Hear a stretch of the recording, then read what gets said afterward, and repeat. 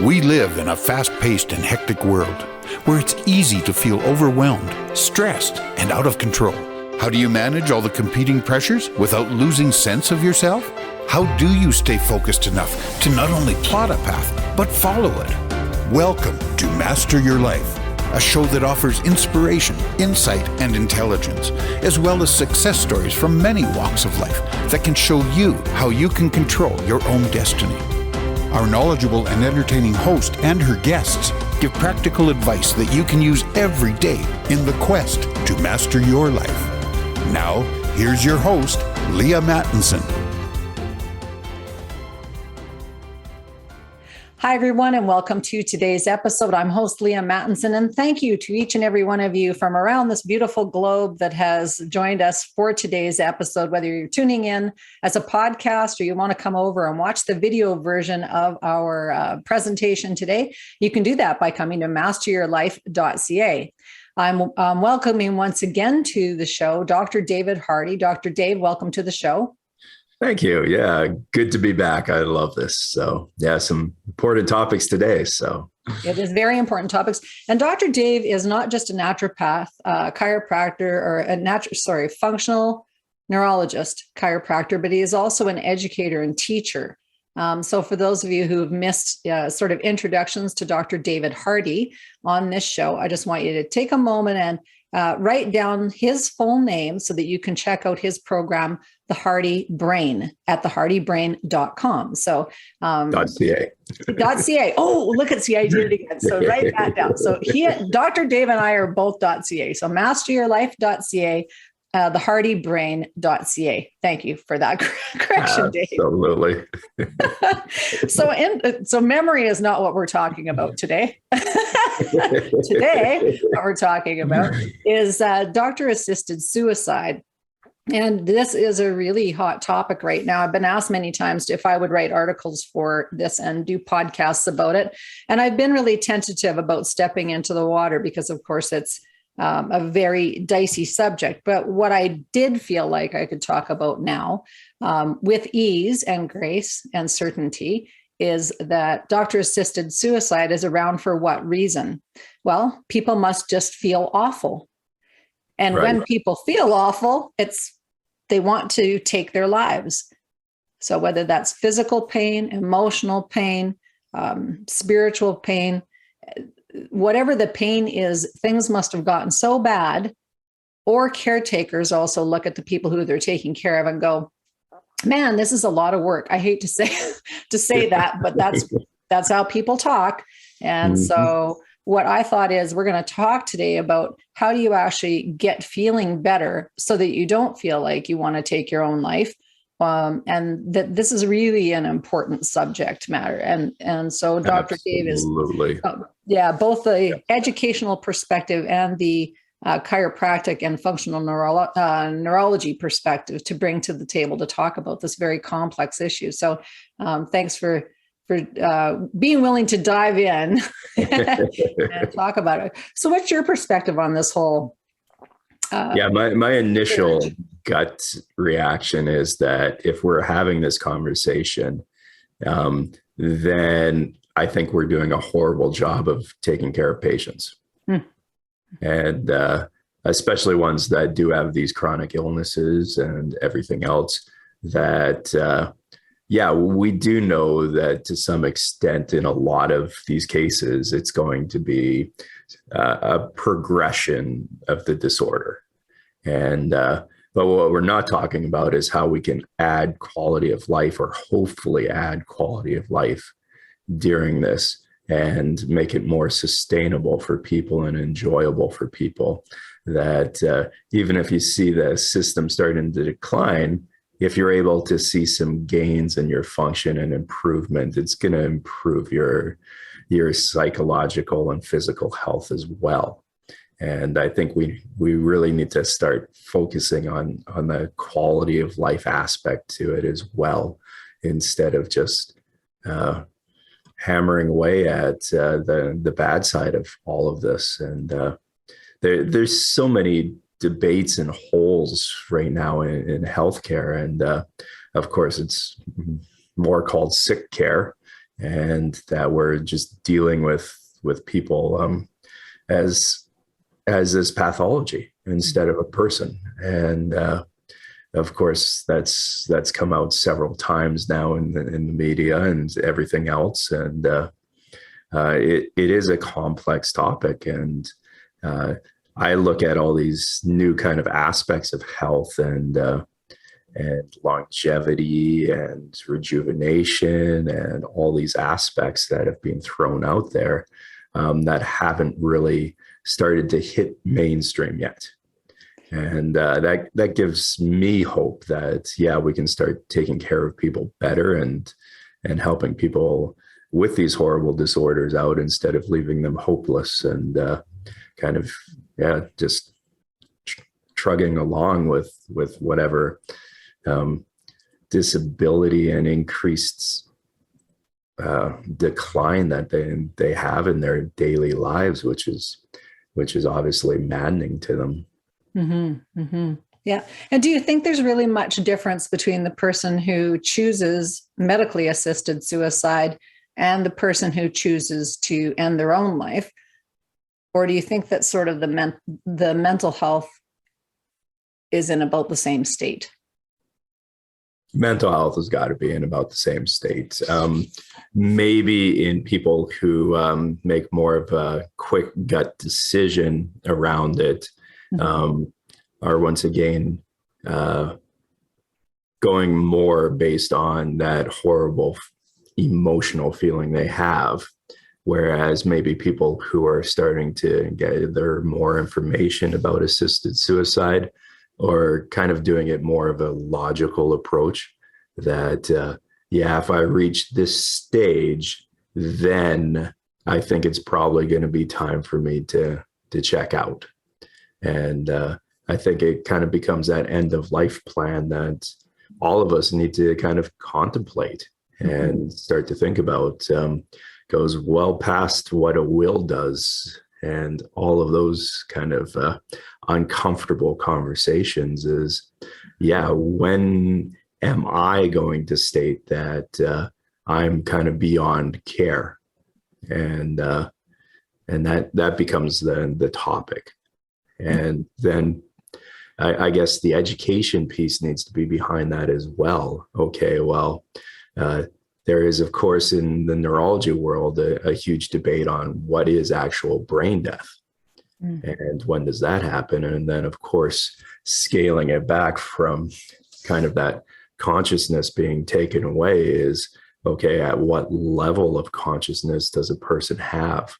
And that information is somewhat out there, but once again, it's very muddied and almost hidden from people instead of being discussed. So it's definitely a very, very complex topic that makes a lot of sense to start having. And then there's also this huge population now that are being nicknamed the elderly orphans. And these are people who haven't had children, who basically become, when they're in a period of care, they don't have those family supports around them as well.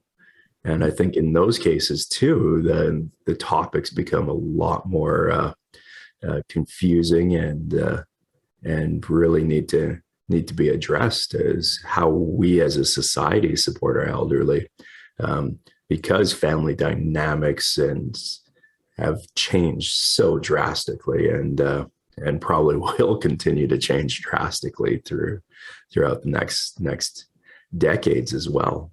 Yeah. I want to talk about that a bit more, because when I started this show, Master Your Life was supposed to be about insight, intelligence, and inspiration to live a better life, which was the fundamental crux of that is our ethos, our ethic, and our ethic meaning a Judeo-Christian ethic, not religious, but just the value of life. Life is important. That's actually, so this recent, like, flash forward, now, and we're having conversations about really when do people decide they're going to either take their own life or die, the en masse suicides of kids. Yes. Young men the increase in suicides is massive. And if you, wherever you live in the world, just Google it. Say, what is the suicide rate in the UK? What is the suicide rate in the US? You can even dial it in sometimes to as distinct as the state that you live in, or suicide rates in Canada. And then take a look at what the age groups of people are that are actually choosing to do this act of harm, of self-harm. And Right. the ethos, the ethic, I was really puzzling this out because I thought, why is it that I would never choose that? So what's the fundamental reason I wouldn't choose it or think about it? And it really is this ethic of thou shalt not kill. Because I was really thinking about it, like, why do I actually have that running in the back of my mind all the time? Like it's just something that is there. And Right. present day, it's like people don't learn that. So it's like that's not even part of their educational construct or their moral development. And it's not a religious thing. I was talking further with my mom about this because she has, friends that are older and talking about how to, what do they think about all this? And they're horrified that people would be choosing to take their own lives, of course. And one of them said this very wise line, and it's really helped me to stay stable. What she said is, God brought me into this world and God will take me out. And I went, oh, yeah, that's what it is. That's the crux of it. That nails it. So it's like, as we're trying to scientifically figure out all this other stuff, we've got so far away from kind of like the whole, where did I come from? Conversation, that very first, Right. where did I come from? And what did you think you came from? Like a petri dish thing where some scientist was whipping you up? Or is there a divine hand at play that you're something unique and special and a spark that science can't explain? Science Right, can't exactly. explain anything about your actual existence. They can't figure out why your heart starts beating. Like, none, they don't have that figured out. They don't know. So Right. people are Yeah. lost, I think, even in their own. It's like, well, Oh, big time. And this also goes into different stages too of this debate. And no one's going to argue that suicide is a horrible thing for people in a certain age bracket. Like, we look at teen suicide and it's horrific. yeah. And right there, it tells us too that the pressures of society, let's be honest, haven't gotten any worse. The pressures have always been there. It's maybe in our face more, but it used to be a lot more life and death type situations in different time periods, whereas now it's more kind of social constraints, everything else around it. So I don't buy the debate that social pressures have immensely changed that would spike suicide rates in that age group. I think our health is declining in that age group, and we're not doing anything about it. And that's the disgusting thing. And we need to take a lot better care of brain health and how people feel and process information. Because basically they've reached a threshold where they can't kind of physically or brain health wise handle that excess pressure that society throws on us. And let's also look at the social dynamics and construction as well. But we're missing the big piece of the puzzle there that, the population and the brain health and development is being pushed back years in these developmental milestones. They've even changed the whole milestone grading. And it's just madness. Yeah, and then we go through, of course, later into life where, we aren't taking care of the elderly as well, and we need to kind of figure out ways there that quality of life is very important. And we go into this debate about God brought me into the world, God can take me out of the world. Well, we've also manipulated that around too. There's some people where medications have kind of kept them being, but the quality of life isn't there as well. Mm-hmm. So if they were out in the wild, would their death have come quicker? And that's a possibility as well. And these are all kind of debates and sides of this topic that can be thrown out there. Mm-hmm. And then we come into now kind of the future aspect of health, where we start to look at cell therapies. And basically, cell therapies are living life force, soon to be medicines. And of course, there's been ethical debates around that as well. And now, of course, most of those ethical debates have kind of been maneuvered around in ways that are ethical with these different therapies. But it basically comes down to, yeah, okay, is this new medicine something precious that influences and builds that life within a person? And then that also becomes exciting now as well. And I'm more optimistic than I am pessimistic on this topic, because, yeah, I've got the knowledge and I've done some of the research on these new and upcoming therapies and everything else. And I'm hearing more and more about them, and excited that this can become more of a possibility. And yeah, we can improve the quality of people's lives. And we see this with the therapies that are out there now, and with brain injuries and everything else, where we start to see the life come back into people. And it's an amazing thing to see. Yeah. And I'm just so baffled why we can't do it with these struggling populations that need it the most. Mm-hmm. Mm-hmm. And so why do you think it is that we can't do it with the struggling populations that need it the most? Do you think it's, when you say that, do you mean why it isn't paid for? Or do you mean that people aren't aware of it? It's both. Absolutely. It's both. So systems are made to work with a system. Mm-hmm.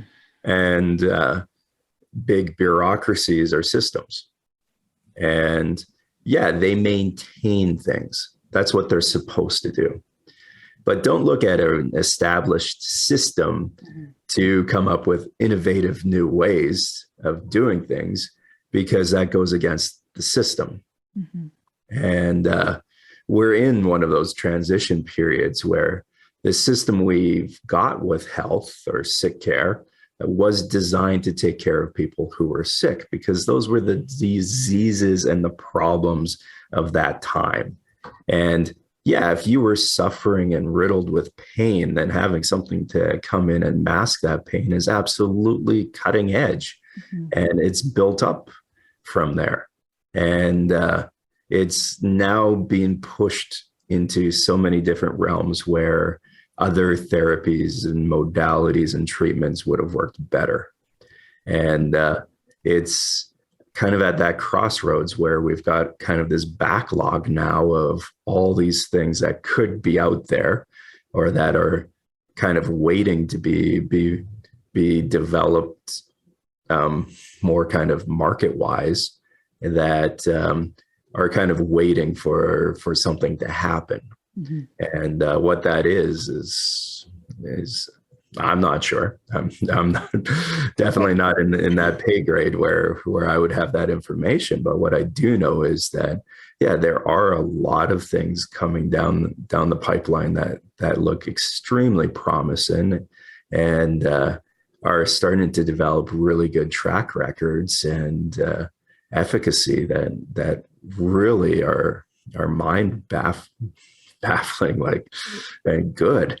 And yeah, it's a matter of, well, how does the system make this transition, and how ugly or smooth it can be. And it's probably going to be a rough ride in this initial phase where things come out.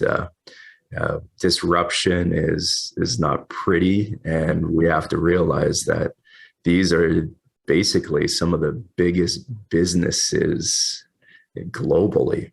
And big business, once again, is a system that takes care of what's involved in that system. And it's a complicated economic piece that really, I'd say at this point in time, is interfering with people's health. And people know that. And there's a backlash to it. There's anger to it, especially among the populations that we've been talking about, and the support groups around these populations that are now talking about assisted suicides because there's nothing out there to help them or get them better. And once again, that's a cop out of a system that hasn't helped these people. Yeah. And so what's the way for people to, well, I think it was a real gift for me was being given a diagnosis of something that's incurable. And don't come back until you're symptomatic. And I was like, what? What the heck is that about? Anyway, but I was teaching stress management at the time or something to executives. So I was well tooled to actually take the news and do something with it differently. But if I had, but because of that, and also probably being, first family kind of thing to have microwaves and new tractors and, buy VHS things. And like, if you're somebody who's like a first to entry person, right, then accepting or even looking for these kind of alternate paths to whatever it is that you want, whether it's your business or how you raise your family or how you take care of your health, these, people who are investors, that kind of thing. Like, you're the first to kind of look at new things and really parcel it out and try it for yourself. So I was really fortunate to actually have that path. So I came across a lot and was offered a lot of different kinds of treatments, non-traditional treatments to maintain my health and well-being.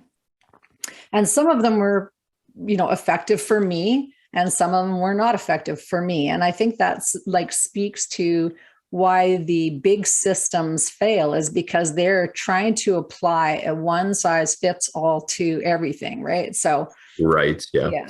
And that's how things are marketed as well. And that's a frustrating thing, being more in this, I guess, termed holistic healthcare system, where you're looking at systems, is that it's not one symptom equals one cure type thing.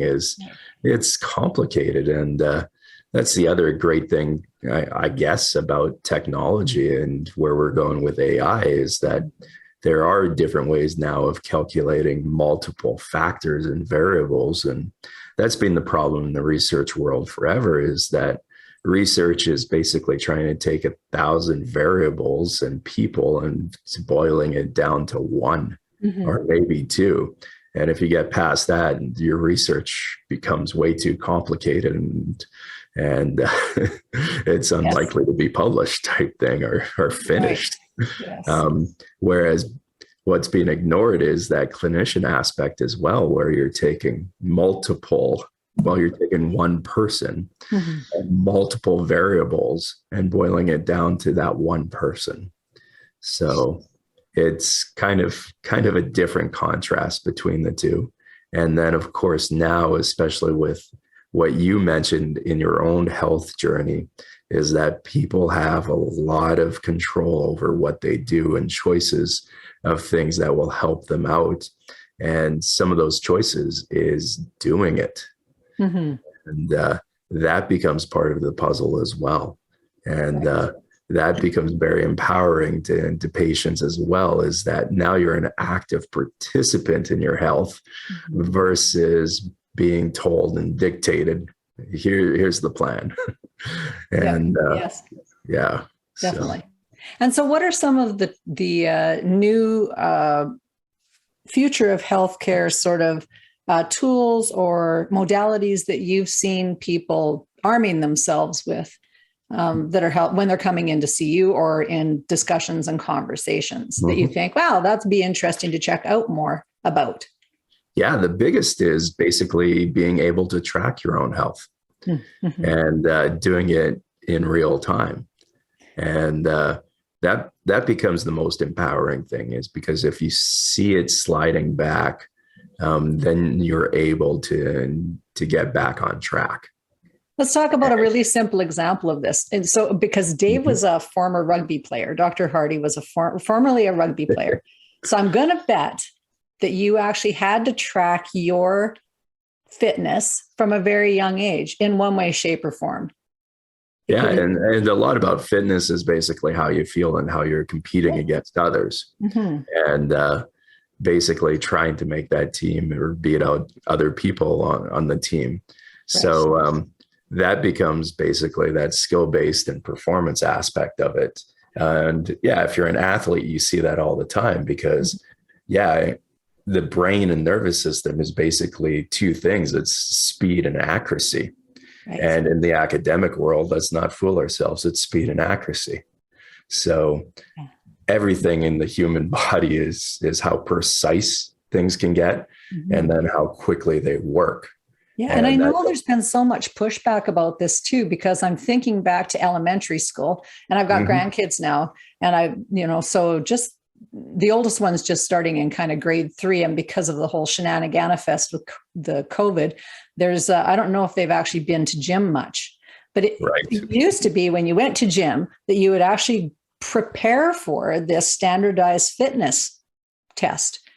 And I hated it, like, because I couldn't do pull-ups to save my life or climb a rope or whatever the heck, push-ups. But it was like push-ups, sprinting or running of some kind, pull-ups, dips, and like just really basic stuff. But you needed to be able to do however many in order to earn like a gold badge or a silver level or whatever it was.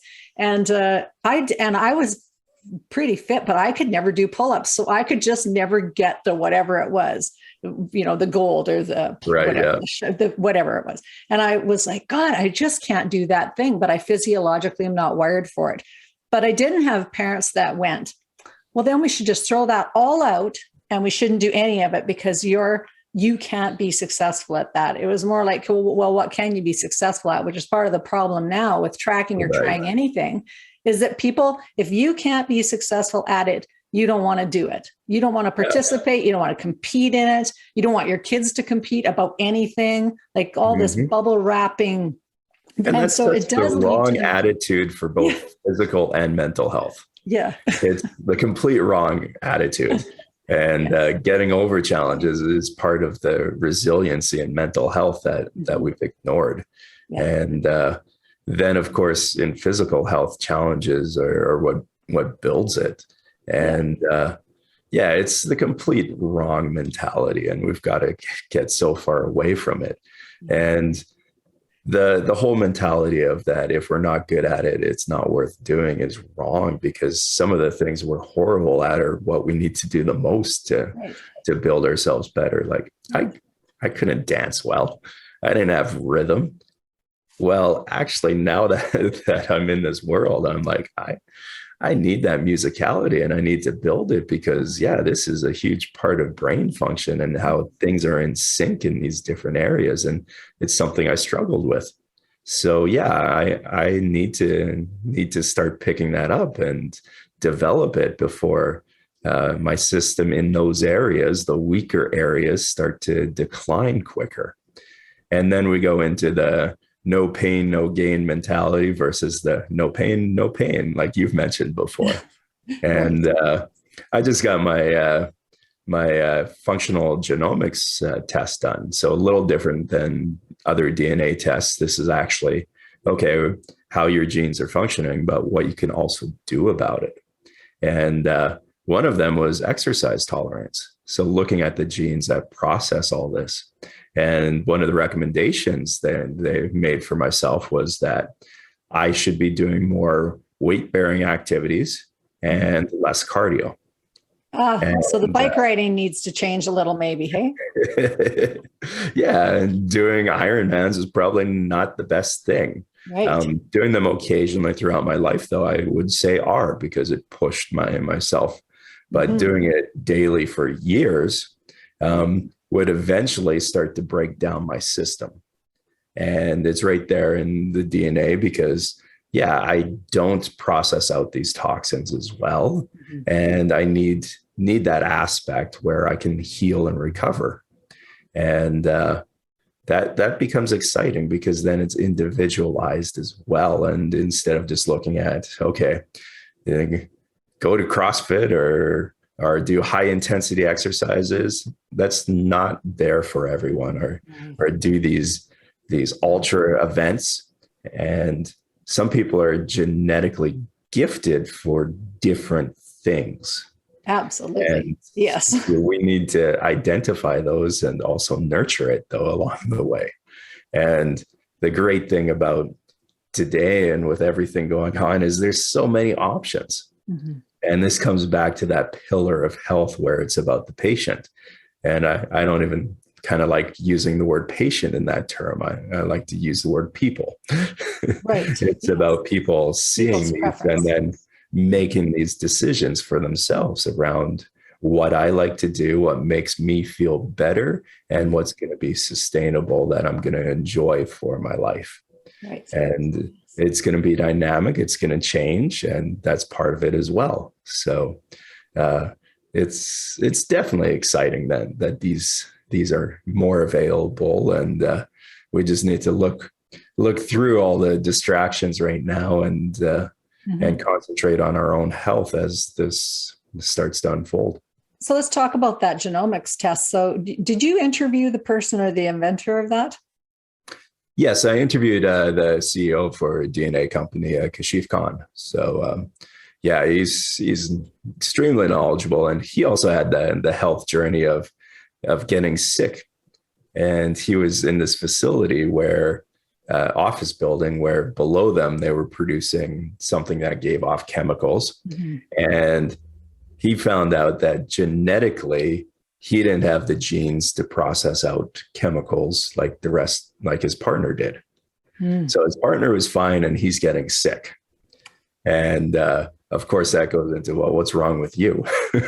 Well, it's not what's wrong. It's genetically, he just didn't have the proper system to actually filter out some of these chemicals and toxins that were being produced. And there's a huge amount of that population that falls into that group. And so what was the solution for him? Oh, he got out of it. Yes. So he didn't try to change the environment. Well, he got out of it. You have to. And because he was completely null of that gene to actually process that. Right. Oh, very cool. And so if people want to listen to that episode, they can go to the hardybrain.ca. Yes. Find your podcast. Also Spotify, Google, and Apple Podcast. Yeah. Right. And, so I know I always call you Dr. Dave. So people like Dr. Dave. So make sure that you put Dr. David Hardy. And that's Hardy. So you're spelling it right. So you can actually find the interview. And on that interview, or is there a way for people to be able to order their own genomics test? I'll add that link. Absolutely. Yeah, that would be fantastic. I think that people who are interested in finding out more about like what makes this body tick, what makes me tick are the listeners of our podcast. So that's really great. It's a great tool. Yes, definitely. Yes. And so what do you, besides dropping the ultra marathons, what else? And you're taking some music lessons, or you're involving yourself in some playing of music and some listening to it and just enjoying it. And I'm doing it in a situation where I don't have eyes on me and don't feel self-conscious about it. But I'm also at a stage of life where I'm not self-conscious about it. Right. And I think too, making people feel, and especially kids, feel self-conscious about learning something is a horrible aspect of everything that's come out of this. But other things I'm doing is obviously nutritionally and supplement wise, that there's recommendations and suggestions on things that will help kind of detoxify the body and take some of these out as well. And I'll say that the top one is being glutathione for myself. And I think glutathione is really one of those supplements that is being undersold. And then, of course, there's kind of the precursors for glutathione, and then there's taking glutathione, and one's a lot cheaper than the other. But I find taking the actual liposomal glutathione has been the top supplement for myself.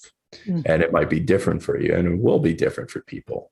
Right. So yeah, getting these analytics done is very exciting, because then we can target things better, and you don't have to do all the guesswork that sometimes can be more and more dangerous. Yes.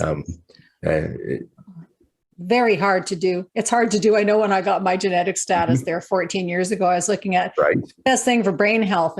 And because I was training at that time too, it's like going, what should I not be taking? And so there was things I shouldn't be, that were part of my regular supplement regimen when I was training, but were absolutely counter to good brain health. So I was like, okay, better get that stuff out.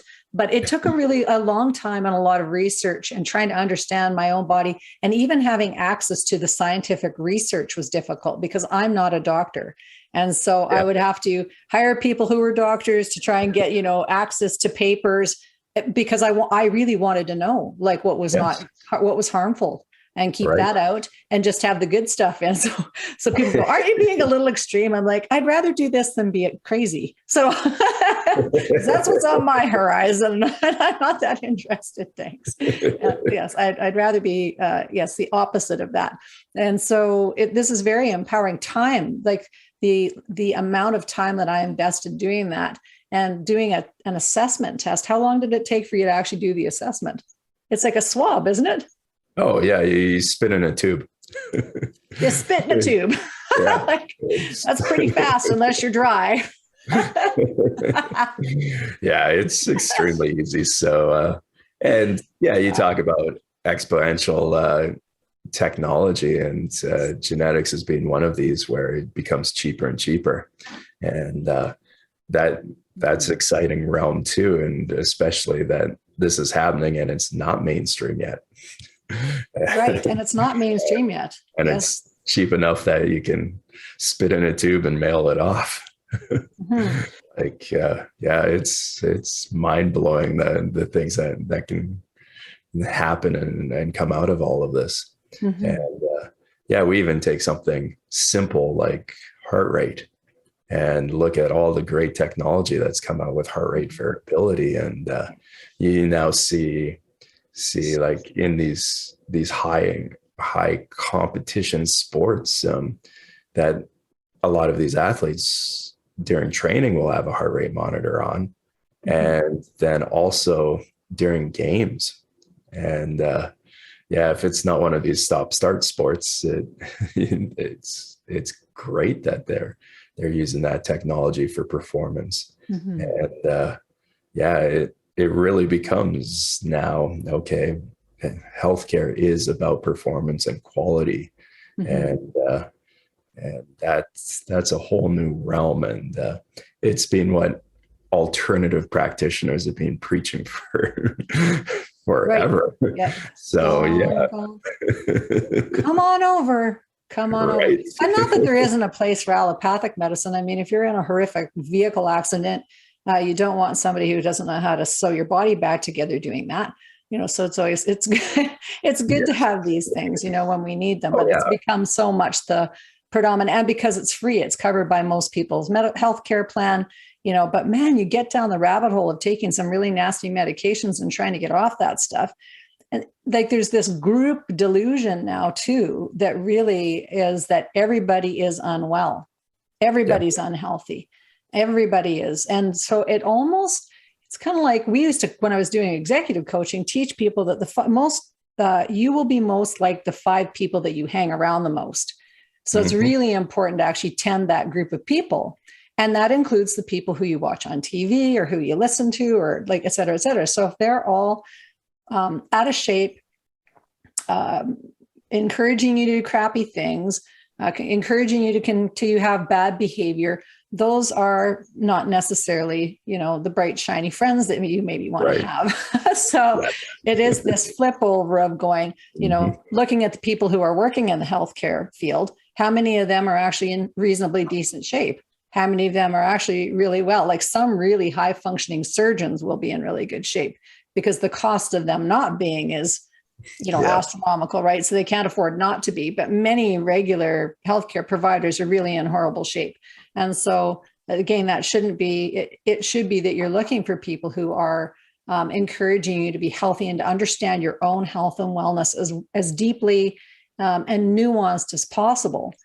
Because to your point earlier, it's like your test will be different than anyone else's test because your DNA, you're like a snowflake. It's like you're the only one like you. And so these nuanced tests, and this is different than the 23andMe, which just shows kind of that you've got a propensity to have something in your family like type 2 diabetes. And then there's nothing given for how do you actually not have type 2 diabetes. People will look at that test result and go, oh, I have type 2 diabetes. And then and because it's genetic, I have it. It's here. I've got a reason to have it. That's not what we're talking about here. Genetics should never be the excuse of how you're living your life. And you're an amazing example of, someone who's had the wrong genetic lottery, but has made the best out of everything else. And who knows what that horrible lottery ticket is down the road, because it might not come to fruition because of the way you're living your life, or not manifest in the way that it would with others. And that comes once again, that empowering part. And we go back to those 3 pillars. So patient, I call it people, research and clinical experience. And and doctors too, the ones that are frustrated with their system have said for a long time too, that people aspect hasn't been there. And now kind of these shifts too, it puts that ownership and collaboration back into the hands instead of in the market and incorporation side of things. So, yeah. And there are some absolutely wonderful family doctors and doctors. So not playing on the drum of that they're the bad guys and, allopathic is the good guys, or not like the holistic are the good guys. It's this bridge of working together. I think that it's like everybody is trying to divide everybody, right? About everything. So again, it's like this inclusive, we're supposed to be looking at ourselves as, who should I go and see for this particular thing that I'm feeling? When I stretch my arms above my head and I do whatever, and I've got a crick in my neck, do I do some Qigong to get that out of here? Do I have to go and see a chiropractor to get it taken care of? Or is the pain in my neck because I owe $750,000 on a mortgage and I've been unemployed for 3 months? So just understanding, what your physiology is, and then who do you need to go to? So if in that scenario you said, well, I'm going to go to the doc and get a pill for that, it's like, this is what we're encouraged to do though. And as opposed to going, gee, I wonder if there's some other way that I could move that pain out of my body, because pain is a huge reason why we do anything or why we don't do it. Right. So it's going, what's the pain in my life? Where's the pain in my physical body? And where's the pain in my emotional self? And what can I do to move that so it's in less pain? Or if I'm going for pain, let it be intentional. And that I'm really trying to give myself a lot of pain here because there's going to be some growth and improvement. Like when you grow a business, for example. So you have a program for high performance managers and entrepreneurs to help them. And there is a lot of pain in entrepreneurship, like in the growth, right? And so it's like, but if your brain is not functioning or your neurological system isn't functioning well, it makes it harder to be successful. So when people are talking with you from that entrepreneurial perspective, they can actually go with a bunch of tools that would not be in anyone else's tool case because of your life experience of being an educator and a self-experimenter, let's call it, that you can actually speak to people about, I've tried this, I've tried that, maybe try this. Let's try to get some insight here for you about what's going on in your body. And so these tools, these testing things are really important, probably more important than the self-assessments of, the 80s where we were all doing personality tests. Right. Yes. Yeah. Everyone's still doing those. That's been around for years and years. Yes. Too. And that gives you, once again, that insight into how you want to direct things. And Kind of an offside, but still a relevant example of all this is one of the things in one of my classes that I'm presenting on is basically how to subliminally hack yourself. Because we've all seen those movies from like Fight Club to that Will Smith movie. I'm blanking on the title, but basically where we've bombarded with these subliminal messages and it changes how we act and behave. And we all know this and it's all around us. But it's basically, well, okay, these are living examples of how people are manipulating how we perform and act. Why can't you do that for yourself? And then it's you taking control about how you want to feel. And that's so important too, when you're trying to create something and or try to make these big changes. And you need to make all these subliminal messages for yourself. And that's basically hacking these primitive pathways of the brain. And if you know these pathways, then you can start to make better informed decisions about the information that you put into your brain. And then of course it's going to change the output and how you feel. Yeah. The future of healthcare is improving your frequency, improving your brain, improving the people who you hang around as a result of that. Absolutely, yeah. And taking out the option of here's the challenge is like, if you don't have the option of taking your own life, what can you make of it? What would you make of it? You can make it beautiful. You can make it beautiful. Exactly. Absolutely. So beautiful. That's such a beautiful life. That's what we're supposed to be here to do. We're out of time again, Dr. Dave. Thanks for sharing your wisdom and the tools that people can actually access. Do you have any final words? Tune in. We're going to geek about more of this, but it's continually learning about how the system works so that you can make those decisions and empower yourself. Wonderful. Wonderfully said. We have so much fun. You should come and join us. Make sure you share these episodes with your friends and family, people who are struggling with their emotional and physical health. So people who are in pain, who might benefit from this. So pay it forward, everybody, today as you're listening to this podcast. And thank you, everyone, for tuning in from wherever it is you are on this beautiful planet. Love yourselves. Love each other. Mind your minds. That's all for us. Bye for now.